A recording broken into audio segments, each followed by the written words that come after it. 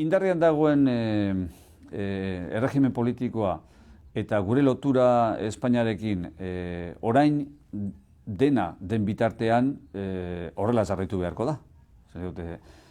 Argi dago, hor joko arau batzuk direla eta joko arau hoien barruan jokatu behar daukate erakundeek, nahita ez, erakundeak direnezkero gainera ez bakarrik jokatu behar duten arauen baitan, baizik eta arau horiek betearazteko ahalegina egin behar duten, eurek ere arauen iturria direlako. Erakundearen ezinbesteko jarduna da hori aitortzea eta horren arabera jokatzearena. Beraz, egungo edo indarreango erregimenak aldaketarik ez duen bitartean, nik uste erantzukizunezkoa dela eta herritarrek gainera exigitu egiten digutela marko horretan jokatzea eta marko horrek eman dituen edo eman aldituen fruturik handienak lortzeko ahaleginak egitea. Claro, marko aldatzen baldin bada, joko arauek beste batzuk baldin badira, planteatu daitezke beste estrategia batzuk, baina hori momentu honetan orain asmakizunetan hastea litzateke eta espekulazio terrenoan hastea litzateke, inok ez dakielako hau derogatuko balitz, orain indarrean dagoen sistema autonomikoa derogatuko balitz, edo aldaketak izango balitu, zenolako eszenarioa joango ginateken eta zenolako baldintzetan jokatu beharra izango genukeen. Baina gaurkoz, gauzak orain dauden moduan jarraitzen duten bitartean, estrategia horrekin jarraitu beharko da, erantzukizunez, beste barik. Bestela, irresponsabilitate izugarrizkoa izango litzatekelako harremanak batera utzi, eta saiatzeari ustea elkarlanak eman aldituen frutuen bide horretatik, ezta?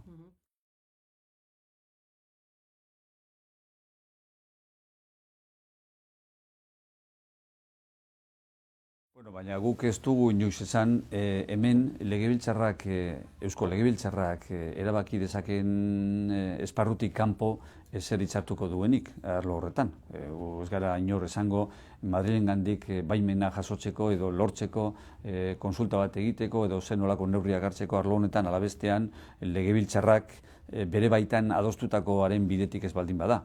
Horregatik lehenbiziko urratsa uste dugu nahita ez hor egon behar dela. Eta legebiltzarrak faktorio hori guztiak, zuk aipatutako faktorio hori guztiak kontutan hartuko dituela, seguru nago. Ez bakarrik herritarren borondatea zein den, ez bakarrik alderdi politikoen planteamenduak zeintzuk diren, baizik eta baita ere marko juridikoa zein den, eta hau da, litekeena edo posiblea dena zein den momentu honetan gauzak gertatu diren gauzak kontuan hartuta. Kataluniakoa nik ez dut baloratuko, zuk zeuk aipatu duzu Katalunian gertatzen ari dena, baina Katalunian gertatzen ari dena ikusgarri da mundu guztiarentzat eta estrategiak diseinatzeko orduan ere hori kontutan hartu beharko da.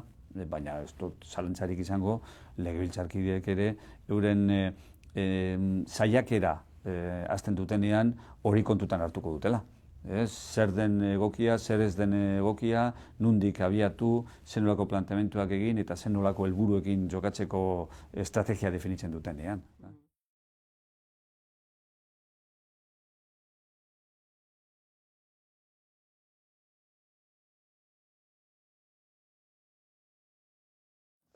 Hori ez da irizpidea, ez da normalean izaten irizpide bakarra. Hori izan,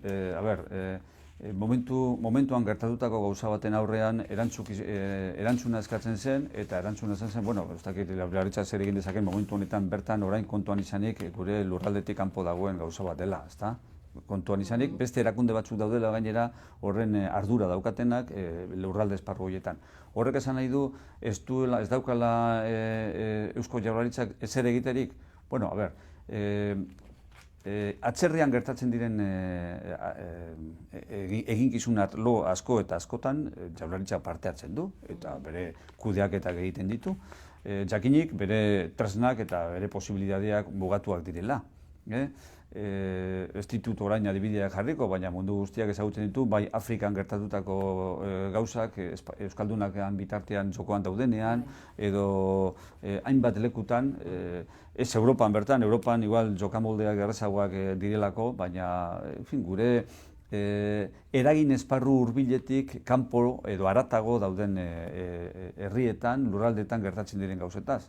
Eta orduan, Jaurlaritzak bere influentziak martxan jarri ditzake eta jartzen ditu, bertako ordezkari diplomatiko eta konsularrekin hitz egiten du, bertan dituen ordezkariekin, ordezkaririk baldin badauka hitz egiten du aldutena egin dezaten, irizpidea ez da gure lurraldetik kanpo gertatzen den gauzetan ez daukala zer ikusirik, baina hemen baldintza konkretu eta zehaz batzuk ematen ziren. Zan edot, politika sozialak martxan jartzeko gure lurraldetik kanpora hain urrun dagoen leku batean eta kontuan izanik gainera kartzelaratutako persona bat zela eta bar, momentu hartan hurbilean eta jarraian hartzeko baliabiderik ez zeukan. Horrek ez du esan nahi ezer egin dezakeenik. Hitz egin dezake, eta bitarteko lanak egin ditzake, eta erakundeetako ordezkariekin hitz egin dezake, gauzak lasaitzen joateko, bideratzen joateko, eta arazoa gutxitzen joateko, batez ere kaltetuenak izan daitezkenen ikuspuntutik. Eta alde horretatik, gainera, bere kontaktuak Jaurlaritzak egin izan ditu.